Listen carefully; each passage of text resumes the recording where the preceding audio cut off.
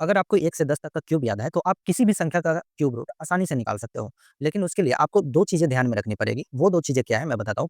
पहली चीज़ें जो आपको ऑब्ज़र्व करनी है वो ये है कि सबका यूनिट डिजिट देखो। जैसे अगर मैं 1 का क्यूब कर रहा हूँ तो 1 आ रहा है, 2 का क्यूब कर रहा हूँ तो 8 आ रहा है।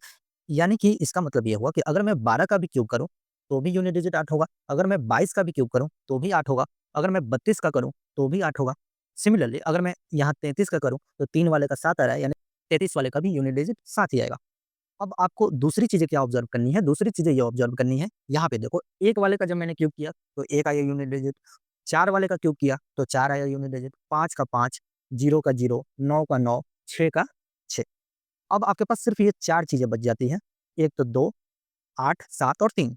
तो आप देखो 2 का 8 आता है, जस्ट अपोज़िट 8 का 2 आएगा, 3 का 7 आता है, जस्ट अपोज़िट 7 का 3 आएगा। ये चीज़ आपको बस ऑब्ज़र्व करके रखनी है कि 2 का 8, 3 का 7 और बाकी 1 का 1, 4 का 4, 5 का 5, 6 का 6, 9 का 9, 0 का 0 आता है। चलो, अब क्वेश्चन की तरफ बढ़ते हैं। अगर आपको ये क्वेश्चन दिया हुआ है, आपको सॉल्व करनी है जल्दी, तो आप क्या करोगे? सबसे पहले यूनिट डिजिट देखोगे, यूनिट डिजिट क्या है? 5।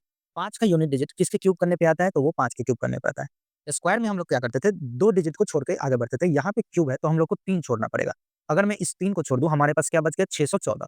अब इस 614 के पास वाली क्यूब को देखना है, लेकिन इससे जस्ट वो छोटी होनी चाहिए, बड़ी नहीं होनी चाहिए। 614 के पास वाली क्यूब क्या है? एक देखो 512 होती है 8 की और दूसरा 9 का 729, 729 तो बड़ा हो गया, तो ये तो होगा नहीं। 8 का क्या होता है? 512 इसके जस्ट नीचे है, तो 8 यहाँ पे 85 इसका सही उत्तर हो जाएगा। अब ये नेक्स्ट क्वेश्चन जैसे 3 कब आता है? जब हम 7 का क्यूब करते हैं, 3 डिजिट अगर मैं छोड़ दूँ तो 185, 185 कब आएगा? 5 का क्यूब करो तो 125, 6 का करो 216, 6 का ज़्यादा हो रहा है यानी कि 5 का लेना है। तो आंसर क्या होगा? 57 और 57 ही इस सवाल का सही उत्तर होगा। एक नेक्स्ट क्वेश्चन बनाते हैं जैसे कि ये 7 है। 7 किसके क्यूब करने पे आएगा? यूनिट डिजिट 3 का क्यूब करने पे आएगा। 3 डिजिट अगर मैं छोड़ दूँ तो यहाँ पे 12। अगर मैं 3 का क्यूब करता हूँ तो 27 जो कि 12 से ज़्यादा हो जाएगा, तो मुझे 2 का क्यूब लेना पड़ेगा यानी कि 2।